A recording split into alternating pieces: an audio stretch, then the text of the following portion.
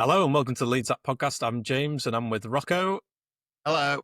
and Dara Cunningham. Hello there. We are recording on Sunday the 6th of April, which is a day after the result of Leeds versus Luton 1-1. Yeah, before we get into that, special thanks to Bass & Bly, who are based in Harrogate, a premium independent photographic dealership with over 60 years of history.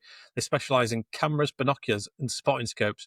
Rocco, I'm going to add, they also sell astronomical telescopes as well, so you can look at the stars, which I forgot all about them.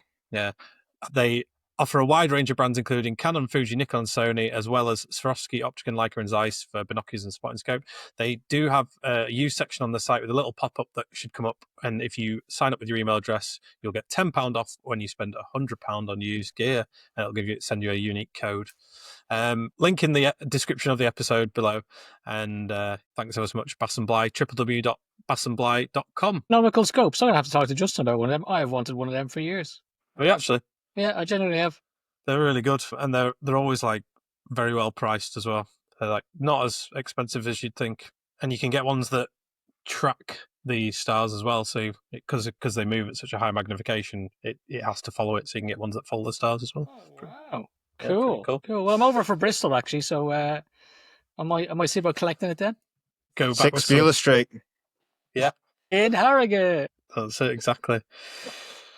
Well, before we get into the episode, actually, I just wanted to mention, first of all, it was a great tribute by the club for Christopher Loftus and Kevin Spate this week. They always honour it every year. The players and staff go to Elland Road to the plaque on the corner of the East Stand. It's tragically been 25 years since it happened, and I still can't believe it's been quite as long as that.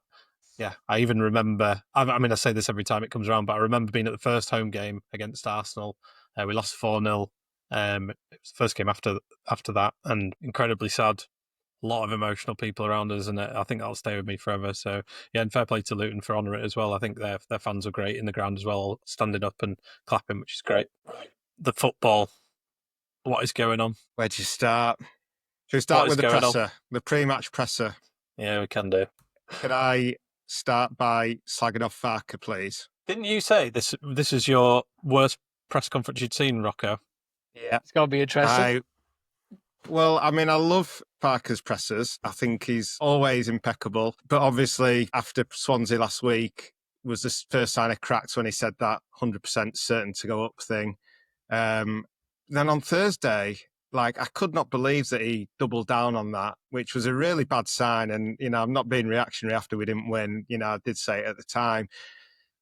He doubled down on it, but then his reasons to defend himself, it was almost like a counter-argument. He started babbling on about how when we had Bielsa, we also had the best squad in the league and we were at the top, but we still fell apart. And then he started saying about how, this year's different because we've got no injuries, which again is mental because at any point we can get injuries. And soon, now, Strout's injured, Rothwell's injured. I mean, yeah, that really worried me that he spoke so well. Rashly. Did I misjudge this? But didn't he say something along the lines of how much he envied Leeds when he was managing Norwich and he wanted to manage a club like that? It's like, did you really think that, or are you just saying stuff, Daniel? Because I think when you're in that sort of prominent a position, I don't think you're thinking about managing Leeds, are you? Anyway. Who knows? Yeah, maybe he was looking at our wonderful fans, you two guys behind the goal of the Revy stand, and he's going, God, I wish I had them two on my team.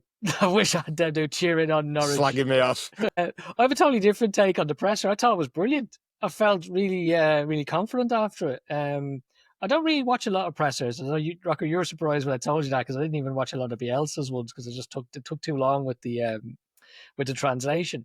But I like Farke's pressers, which is a pity because I'm going to absolutely hammer him today. But I really enjoyed that presser. Maybe it's also because we have Isaac Johnson in there as well of Leeds Live as a friend of the pod and did a great show with Rocco during the week. And I'm always curious to see what Isaac asks. But I thought he was clever. He had to double down on it. He absolutely had to because he'd made the assertion that we were going to get promoted. And I don't see it the same way you do, Rocco. I don't see it as kind of him exuding confidence about it or trying to make a glorified statement. I think it's a grab you by the scruff of the neck and we are going to get promoted. I think it's a statement of determination as opposed to anything else. But it's not the cleverest thing he did, which really took the sting out of the whole of Saturday morning, was in announcing that Meslier would be on the bench and that Darlow would start. It just sucked the air out of that entire situation. And for that day, it was about that. And then that was it. We move on, and now we know Darlow is starting. And on the day, the bigger news was if Nonto was going to start at 10 or not. And I just thought that was really clever leadership from Farke's perspective, just to shift all that anxiety and all that focus off the team, lay his cards on the table, and let's get on with the game. Yeah, you couldn't argue with that aspect. I think it needed to happen, didn't it? I know everyone was fairly confident that he wasn't going to drop him, but it was a smart move in the end to just do it. Like you said, Rocco, what do you do if Darlow plays badly? Alex Cairns, you just go for all three last punt of the season. Now. I mean, speaking of punts, we've talked recently about the worry of not rotating sooner in the season, and it feels like that's kind of coming to roost. And I think one of the main concerns is, I mean, obviously we sort of jumping ahead to opinions, but in terms of the game, it was a pretty soft start. It didn't really feel like we were getting a proper hold of them. We had a couple of chances where we probably could have scored, like Daniel James had that header, which he just sort of headed into the ground, didn't he? And we were making some nice moves, but we just looked so vulnerable at times. Yeah, it was worrying, very worrying. And I think, Rocco, in the second half, you were pretty convinced that we were going to lose it as well. It did feel like that, where we couldn't even get in their half for the first sort of 10, 15 minutes, I think it was. Yeah, it was just a really bad display, I thought. I mean, I was sure we were going to lose before the game, during the game. So, you could be happy with the point. And I sort of understand and accept Farke's thing about it being, any point on the road being a good point. I think come the end of the season, you could be proved right on that. So I didn't really have a problem with him on that regard. But yeah, I mean, the goal, my God, I couldn't bring myself to watch the highlights, and I managed to stay off Twitter after the game, and then I saw the goal this afternoon, and I just couldn't contain my rage. I mean, it is a disgrace. It's an absolute disgrace. Gnonto walking back, Strauch head in the clouds, appalling, just brain dead defending, just stood around watching the ball.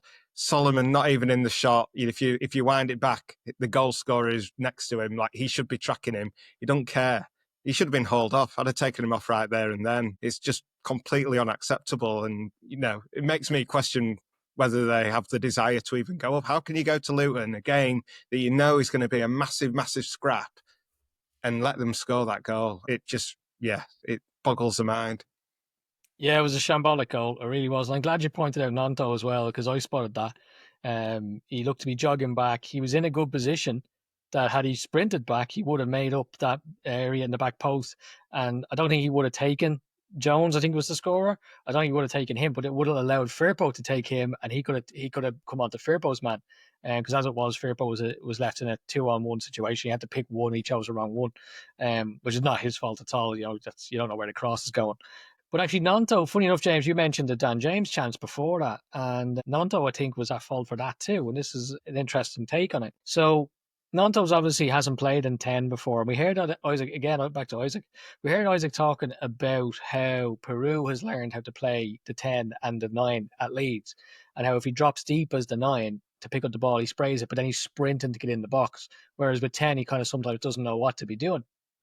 But what you saw yesterday is when Solomon plays that ball into Peru, Gnonto is sprinted to get in the box, and the defender is tracking his run. It's a straight run into the box. Defender runs straight with him. A clever number 10 stops his run. And if he stops his run and just holds that position, the defender's going to run off him, and then he's in acres of space. And actually, Peru can play it infield, at which point Gnonto in the centre of the pitch can play it to James, can play it to Solomon, and Peru can get forward and give that other option, or he can beat his man. So rather than have one option where you've played it out left to Solomon, who has to cross it in, or beat his man, I suppose 2 options, you'd have 4 options. And I think that's where, I suppose, I'm back onto Farke again and saying, how have we ended up in this situation where with 7 games to go, we're relying on Willie Gnonto as a number 10. Why wasn't he playing there? If that was the plan B, why wasn't he given multiple chances there throughout the season? And I don't just mean 20 minutes here or there. I mean, rest Aronson for a game every 7-8 games. The chap didn't play for 9 months. He was on the bench at Union Berlin. So, he doesn't need to play 30 games in a row. And I think because of that, we're suffering now because I think Gnonto's been a really good player, probably our best player coming off the bench over the last few 2 games, home and away. But obviously he struggled yesterday, and that was a really good example of it. So Aronson's going to be back in against Middlesbrough because he'll blame Nanto for that defensive lapse. That wouldn't happen when Aronson's running. But for me, it's on Farke. It's really on Farke. Yeah, I completely agree. It's sort of unfair, isn't it, to put it on the feet of someone like Gnonto and everyone who's kind of stepped in and making a judgment call on them when, like we've said for the last few weeks, that they've just not had enough time to well, for one, be used to just playing because they've not been rotated, but two, in a completely different position to what they're used to, understanding what they need to do off the ball as well as in defensive and defensive plays. So, and I think Farke talks a lot about calm heads, but I think he's masquerading because I don't think he's got a calm head at all. It doesn't feel like it, Rocco. And I think I remember you calling this out at the end of last season, actually, where he was just rolling the dice on things in the last few games, still talking the calm game in all the press conferences. But, Schmidt's barely played all season, chucks him on. Wober and Bamford have been out injured for God knows how long, just chuck them straight in as well. It's like, what is the plan? What are we doing? Goes back to my original question. What is going on? It's bizarre. Yeah, I think he's. I mean, it really saddens me. But I think he's just completely lost the plot. I think it's all unravelled spectacularly. Really, we can still go up and stuff, but to be in the position where we are, where we've got this, superb squad. We do have, a really strong squad, but like everyone's, like Ramazan is a problem now. It's Farke's fault. I mean, I suppose you could say, when did his attitude problem start? So Farke is blamed. Basically, he's, I don't know, did he say he's like terrible in duels or something as the reason Ramazan is like not come on the pitch? But, is that because Farke's just pissed him off so much from not playing him, not giving him a chance? Whatever the reason, Farke hasn't got the best out of him. Gnonto's just been, as you say, just been rotting on the sidelines. Schmidt's not had a chance, and suddenly we've got like Bamford back. Joseph has obviously been terrible this season. These are all things that actually the book does stop with Farke, and everyone's out of form. The goalkeeper situation is catastrophic at this stage. All the fans knew in January that we should have sorted that out or attempted to. Even if you didn't buy one, just bring Darlow in for a bit and. You can always bring Meslier back in at some point if that goes wrong. But with 7 games to go, it's just like catastrophic thing to happen. Yeah, I think he's really, really messing up at the moment. I said, was it last week? He's a dead man walking. And I think when we see this, the roll of the dice on Saturday, 100%. I think even if we get promoted, there's a chance that Leeds fans would certainly not be too bothered if he wasn't given a bite of the cherry in the Premier League. If he was given the bullet in the summer, even if we got promoted, I don't think anyone would cry over it. I think I was pretty disgusted with the substitutions actually at the weekend.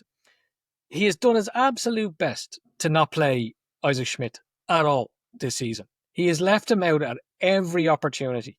We've been 3-4 up in a game with 10 minutes to go, and he's bringing on Joseph instead of Schmidt. Like, he just did not want to give that man any minutes whatsoever, to the point where Schmidt actually came out at the international break and said he hadn't played football all year and he had to weigh up his options for next season, despite the fact he's a Swiss international. Bamford was the same. It's easy to think Bamford is straight back into the team, but Bamford was on the bench for the first 12, 13 games of the season, and he wasn't getting on the pitch. Joseph was coming on, or Peru was coming on constantly. So again, he'd completely lost faith in Bamford as well. Wilbury has put in the pitch as much as he could, but like, how has it gotten to a stage where with 7 games to go, he's now relying on Schmidt, who he'd no interest in, Bamford, who he'd no interest in, and Gnonto at 10, which he only discovered 2 games ago. Like, that is just complete mismanagement of your squad. It's an absolute shambles. And if we want to talk about mismanagement of your squad, in doing what he did by ignoring those players, which are fantastic players who get into any other team, and I mean team, not squad, they get into any other team in the whole league. In doing that, he's also managed to run Tanaka, Solomon and Brendan Aronson into the ground, as well as Dan James. So if we look at Tanaka, for example, he's now played more minutes than he has ever played in his entire career, and we've got 6 games to go. So he's reached his maximum, and hasn't been managed throughout that season. Manor Solomon is only on loan at Leeds because he was been injured for 2 years. How careless do you have to be to play him in every single game, back to back, to the point where he has 1 goal contribution in his last 13 games? Brendan Aronson, as I mentioned, regular in and out for Leeds towards the end of the season, regular for Union Berlin at the start of the season, but then out after the Christmas break. So really, he hadn't played since December. And then obviously our league starts. He wasn't in the team for the first 2 games. He gets in September. So 9 months without playing. And he plays, 30 games on the trot? How bad management is it? And how careless is it, considering the winning streaks we were on, the games we were winning comfortably? As you said, Rocco, our home form was due to teams coming and just accepting defeat and just lying down and taking a beating from Leeds and shutting up shop at 3-0 so it didn't get to 7. Why wasn't he playing, other players in those games when he could have been resting Tanaka, resting Solomon, resting Peru, resting Dan James for the odd game here and there just to keep them fresh for the run-in? Because this is exactly what happened last season. It's a bit of physical fatigue, but it's mental fatigue. You saw it on Saturday. They're out of ideas. They've just played too much football and they're just a little bit out of ideas and they need a refresh. And that is all on Daniel Farke again. Yeah, well put, Darren. I think one of the things that we've said before is just smash the ball over the top to Dan James. He's got the pace. And that was the only thing we had against Luton, and it just wasn't working. And every time we tried to sort of pass it around, it was just the sideways passing. I think even Stuart Dallas made a comment on LUTV at half-time about it was just sideways passing and not looking to move the ball forward quickly enough. And he was bang on. Yeah, it's really frustrating to watch. I know. Leicester last season as well. It's difficult, isn't it? Because you look from a position of a Leeds fan and you're like, this is awful. You look from the position of anyone else in the table. Leeds are top 3, and the top 3 are 2 points off top, 1 point off Burnley above us, and we're in a privileged position. But it's just so frustrating when you see the same things repeating as last season, and we make the point about not buying in January. I think the biggest mistake was not buying more in the summer, because even if they've always said that buying in January is a risk, fair enough. Buy in the summer. We need a number 10. We probably need a goalkeeper, because Melly has been rumoured to be leaving for ages anyway. So, yeah, I think that's the biggest frustration for me, when we're just not learning from the past. But we could be proved wrong. There's still games to go. I think you're onto something there, James. But I think the whole buying in the summer thing, we kind of did. Like, we got in Solomon and Ramazani and Schmidt, and we kept Vuber, and we had 25 million quid number 10 in Brendan Aronson. For me, the big problem was not buying in January. I think Burnley have been the perfect example of buying in January. Like, they knew exactly what their team needed. They had loads of draws. They were rock solid at the back. They needed goals.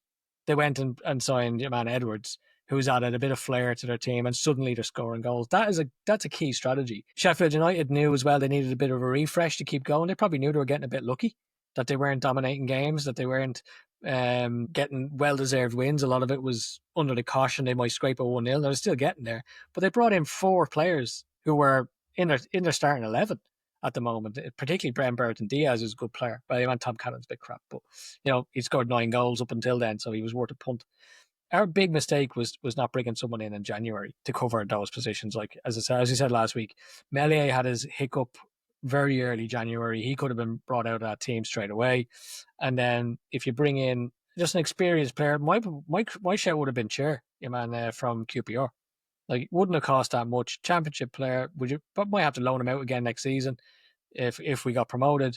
But knows the league inside out and could easily come in and play regular games if needed. And I think that lack of, I don't know if it's a lack of anything or it was just cockiness. Was it just arrogance that we thought we have enough? And it probably goes back to Angus Kinnear's interview on the Square Ball start of the season, when he started saying we have all these number 10s because Solomon can play there and Nanto can play there. And if that's what they really believed, that these players would have got more chances there. They didn't believe that. Certainly Daniel Farke. No one asked Daniel Farke what he believed, because he's never tried any of them there. But yeah, it's just, I think that for me is the wrong one. And particularly when you look at Burnley, just how simple it was. Really good defensively, need more goals, go and sign a top forward. And it's transformed them into one of the best teams, if not the best team in the league at the moment. Because I wanted to see that calamity of a goal and I accidentally clicked on their match against Bristol. I ended up watching the highlights of that for about 3 minutes, and they were brilliant. Like, I have to say, Burnley were really good, like really good. It could have been 10-0, to the point where I was like, whoa, these are actually a good side. You can't Which say is they're obviously not a the worry. best team, can you, when they've lost 2 games all season in the Championship? top of It's the league. absolutely phenomenal. And obviously, And they're getting better. not conceded any. Getting stronger, yeah. Don't bode well. I suppose we were unlucky with Rutter leaving, I suppose. Brighton coming in to meet that release fee. If that hadn't have happened, then maybe all this wouldn't have been any sort of an issue. Should have been ready. Club should have been ready for that, shouldn't they? As Farke has said. We don't have to do a post-mortem, do we, just yet? You know, Not yet. insane all that. Insane No, all that. we've still got the D for about, haven't we? Let me flip it for you, So I do have a slightly different take on this. I don't think we were that bad.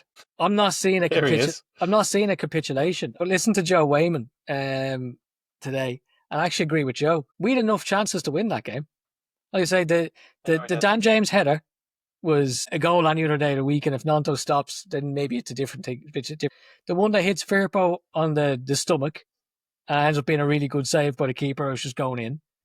You had Bamford look sharp. He got in over the top at one point, had a good shot, keeper saved low.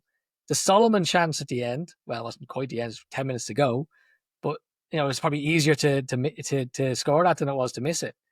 So on another day, could have won that 4-1. On another day, we might have lost 1-0 because we only scored in Worldy. True, it was. And that had been coming, actually, because we said that was coming from Dan James, where he cut in and he was bending them around. But despite the fact it was somewhat lethargic performance, and I do agree that the side-to-side stuff, and this is what I meant to say, actually, James, that side-to-side stuff is the mental fatigue. That's when you're on the ball and you're thinking, right, I'm looking for something to happen, and everyone else is looking for something to happen. No one's making the run. No one's, there's not that fluidity of interchange. That's just mental fatigue. And that's exactly what that is, because you're not creative enough on the ball to see a solution, and the people aren't creative enough off the ball to make the run. But I still think every performance we've had, even though we're drawing games, even though the QPR, like, we've had enough chances to win these games. So I'm not panicking yet. I'm still not panicking. We went to a tough Luton. I get it. The second bottom of the league, I get it. But they are scrapping for a life. And we all know in the Championship, bottom teams get most of their wins towards the end, because that's when they fight like dogs to get it. And we could have won 4-1 on a different day, and the results went our way. Like Oxford, fighting for their lives, beat Sheffield United, which I think puts a different complexion on it. If you look at that goal for Burnley, like, that was a shambles from Liam Kitching and the goalkeeper. Goalkeeper just stays in the box. Kitching just heads it back to him and he catches it, and that's it. It's a 1-1 draw. So they get all the luck. We had no luck. But I do think it was, a little bit of luck was the difference on Saturday between the two teams. You could probably bring that result at Coventry back to last season, and had we have rotated Jayden Anthony more, he probably wouldn't have gone to Burnley and then ended up scoring 2. We'd be sat in the Premier League. How things work out.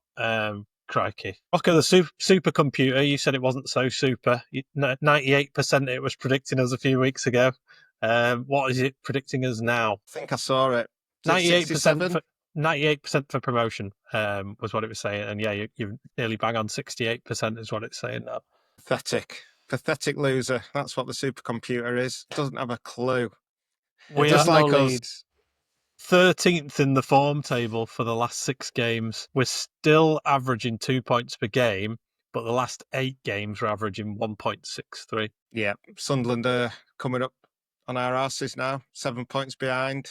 Could be 4. Could be 1 by the end of the week. Yeah, I am. It could be 13. Panicking. It could be 13. Yeah, it could. What are you panicking about Sunderland for? We just need to be panicking about the ones ahead of us. I'm not panicking about Sunderland. Rocco, can I ask you a question, actually? So a few weeks ago, you said that we were definitely going to lose at Luton, right?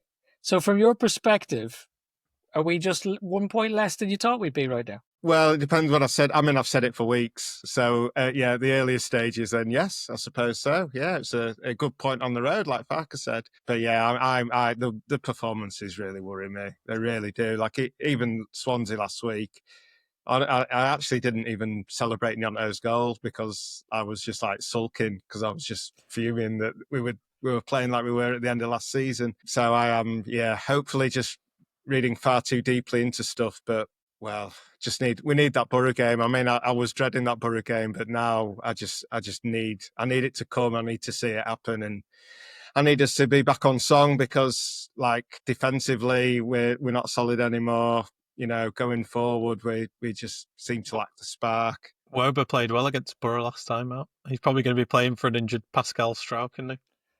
Or Ampadu. Yeah. Might drop Ampadu into centre back and bring Gruev in. Yeah. He's got options. I think he'll probably change it up. I think he has to, and you know, it's the sort of thing he normally does. If there's 3 games, if he doesn't change it on Wednesday, he'll probably change it on Saturday for the early kickoff. But yeah, we need something to spark us into life. Rocco, you put a screenshot of last season after 40 games in our WhatsApp group. Top 3 were all a point within each. Well, third was a point off second was a point off first, and we're exactly the same position this time round. I have looked at the projected points, which is on soccerstats.com, which Bing pointed to, me towards on Twitter, so thanks for that.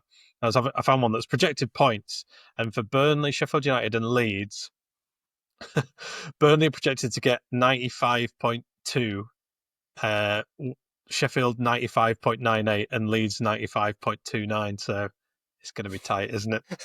Well, so much for 90 points gets you promoted. I know, exactly. Exactly 2 points per game, my arse. I think are we 4 points behind where we were last season now, considering that we were already collapsing at this point last season. Yeah, but if we win the remaining games, Rocco. I mean, if we win them all, we're up. We win them all, we're up, aren't we? And we are capable of winning them all. That's the thing. Are we though? Are we now? Are we still? I still think so. I can tell you what he's going to do on. You're a fool. Tuesday. He's going to play Gruev because Finn Azaz is very good for Borough. He actually played brilliantly for Ireland the other week. I was surprised how good he was. I know he was crap when we saw him in December when we were at that game together. I have a feeling he'll play Gruev and just tell him just sit, don't move, give Azaz no space. If you stop Azaz, you stop the rest of them. I think that'll be the tactic on Tuesday. Like he might play Azaz, or he might play Gruev and Ampadu in the away game, and play Vuber a centre back as well. Just go kind of all out defence versus all out attack type thing. But he'll play last one. He'll play Nanto left wing, and Aronson will come back in. Yeah. Rocco, you're taking your young'un to the game, aren't you? Yeah. He's in the home end. Anyone from Borough listening? He's in there high. Yeah, virtual away end. Going for a Parma before, when in Rome and all that. So that'll be fun. And with Tom, so it could be a horrendous evening. But it was good last season. It was fantastic last season, actually. Thought we were going up then. And do you know what? I'm such an idiot. When we got these tickets, the main reason I wanted to take my son was because I honestly thought that there was an outside chance that this would be the game we get promoted. Can you actually believe it? How could I not have learned? I think I have learned now. I honestly do. I think next season I will not get carried away again. Everyone got next carried season away. we're in the Premier League. You're not going to think we're going to win the league on the 6th of April. Well, it'll be the 8th of April. Oh, crikey. Anything else you want to cover from the game? No, James' goal was great. I was going to say, do we circle back to that? It was a great goal, great finish, needed at the right time, and left foot. He's got a really good left foot, hasn't he? He's developed it. Yeah, he's developed it. And speaking of left foot, another player I thought looked good. Senior Patrick Bamford. Thought he looked. That was probably his best performance for a long time. He did all right. I don't think he hit the shot well enough. I think it was a bit of a scuffer, and it was a decent chance. Not a terrible effort, and he did well to get in that position. And I agree. I thought he did quite well. I'd probably just start him. Why not? Just shove him in there again. It is crazy that we're back to this. Yeah. It's just like, how has this happened? Why won't he ever go away? I just have to laugh about it because I'll just go insane if I don't laugh. Like that comes back to January again, though, because we knew Joseph wasn't firing in January. We knew we needed a different option to Peru. So maybe a bit quicker, a bit more mobile, Probably someone exactly like Joseph, but who scores goals. They can hold the ball up. It's kind of why I go back to summer as well, but I guess there's a few circumstances that probably affected it, because Bamford was injured coming into the season, I think, from memory, wasn't he? And I think had he not, he probably would have gone. And had he gone, we probably would have got someone else, and we'd look different. So here's what it is. Leads that, I would say. And lastly, thought Darlow looked good. Darlow just did normal goalkeeping things. It's safe hands. Great save that one to his. Very good down his left hand side. Yeah, really good save. The cross that he caught early doors, that was superb. Under a lot of pressure. I was. Yeah. He was. I know my bar's very, very low now, but that was really good. Yeah, he caught a couple of crosses. Well done. Do you know what? He did an amazing throw out as well down the left wing. Absolutely perfect. Like Melier would have been like stood for 10 seconds, like pretending to throw it to this guy and that guy. And he just hurled it down the line. Bit of curl on it as well. It was glorious. Man of the match for me, Darlow. Was it? Look at that. All from Darlow. Nice. Man of the match. Darlow, you going for Darlow? Oh, yeah, 100%. Because he threw a ball out. We're not unanimous on that. Right, hang on a minute. So he caught it twice. Good save. Threw it out. Yeah, right, Darlow. Let's go for Darlow. He's under a lot of pressure. I thought Rodon was decent. I thought Dan James, obviously, not his best game, but he came up with the goods when we need it. And he also put on a play for Solomon by post as well. So end product was back again from DJ. It's not his fault Solomon missed it. Yeah. Like you I've say, got a question. Oh, go on. What would you think if they sack Farke in the morning? They're not going to sack Farke in the morning. Why are you saying this? Well, how would you feel? How would you feel deep down? How would I feel? I'd get my hands and I go like this. How would I feel? I would be like, what are we doing? Is Big Sam coming in? Angus Kinnear's like one last hurrah, just get Sam Allardyce in. See you lads, I'm off to Everton. New stadium, it looks ace, doesn't it? Yeah, I'm bringing half the backroom staff with me, the good ones anyway. Yeah, well, don't worry, Angus, we'll have a special on you, mate. Yeah. My mate Flynn, his uncle, he pointed out that everything started going wrong when we started trying to buy Rangers, or Parag started trying to buy Rangers, and Angus announced he left. He was leaving, and now it's all crumbling. House of cards. I get it as a point, but I don't think any of that affects the players whatsoever. And let's face it, went wrong this stage last season as well. There was none of that stuff going on. This is Leeds voodoo, Leeds pressure, and lack of rotation. Correlation, causation, is it? Or something like that. You mentioned Joe. I always get his name wrong. Joe Wayman. I love Joe. He's great. If anyone doesn't know who we're talking about, go have a look at Joe's YouTube channel. Just Joe. But he is the captain of our team, the Yorkshire Roses, where we'll be playing in a charity football match in July 20th. Leeds Creators Cup, it's called. So have a look for that. We'll put some links in the description, and you can buy tickets for it. It's going to be at John Charles Stadium, it is, isn't it? South Leeds. Yeah. South Leeds, home of Hunslet rugby team. Is that right? Yeah, I think so. So yeah, it's going to be a really good day. It's raising money for prostate cancer, and you might have a back three defence of Leeds, which would be me at left back, Dara at right back, and Rocco Perlo. Perlo never played centre back. Yeah, Cannavaro, that'll do. Yeah, holding the fort of our defensive unit. So could be amazing, could be awful. But let's not have that. There's too much risk involved in that one. Yeah, we might tell them to break us up. Might spoil the Leeds that brand if we have an absolute calamity and we get clipped falling over. God. But yeah, no, great cause. And as I say, tickets, I think they're £7 for adults, £3 for children. It's quite a few sold already. But yeah, if you're interested, come along. It'll be a really good day. Yeah, it's a good one, isn't it? And all the main Leeds content creators are going to be there. Joe obviously is there, Lewis Dayton, Conor McGilligan. Who am I missing? I think Conor might be injured actually, but they're going to be there. There's going to be plenty of us there. A good day out for everybody. Yeah, good stuff. So we have to say like and subscribe now, don't we? Apparently, it's like the thing you have to do on YouTube. We talked about this the other week. It was very awkward, but David Jean has done a jingle. Here it is, 6 seconds. There you go. Thanks ever so much, David. And that's a lot less awkward than us asking for likes and subscribes. It's not even that we want likes and subscribes. 18 seconds. Say again? Go on, Rocco. Go on. His first cut he did an 18-second version Oh, you were so when he was harsh to him as instructed well. to do 6. Curb your enthusiasm. Dad. Yeah, you were so harsh on him. You're like, you sent it into the group, and then before we even replied, you'd already sent the message saying, "I've told him to cut it short." Don't know what he was thinking. Yes. Back to the drawing board. The funny thing is, so looking at the stats for this pod, basically 70% of people who listen to us don't subscribe. We asked for people to subscribe last week, and 150 people suddenly subscribed within a week. So please keep it up, people. We're aiming for that 1,000 mark on YouTube. That would be great. Dara's way better at this than I am, because I'm just like, oh, I just feel so awkward. I don't know if it's because I'm from Yorkshire and I'm an Englishman, but yeah, thanks, Dara. Dara, will you ask people to leave some Money. Amazon book reviews on...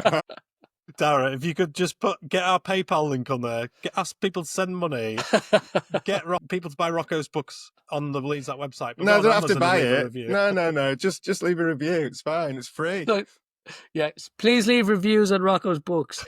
Not shit ones. Say it's great. I'm here because Dara told me to. Do one of these books, read it, they're brilliant, and then leave a great review. Right, Thank you. Cool. I think there's nothing else for us to cover, is there? Borough Well, Tuesday. We've sort of said it, haven't we? Yeah, massive game. Let's just get through that, see what happens, and into next weekend we've got Preston at home. So, but yeah, one step at a time. Crunch point is upon us, and yeah, strap in. Basically, it's gonna be a ride. It'll be a ride whether you like it or not. So yeah, best of luck to everyone, and fingers crossed we're back with some positive results for us elsewhere as well. Take care. We'll see you soon.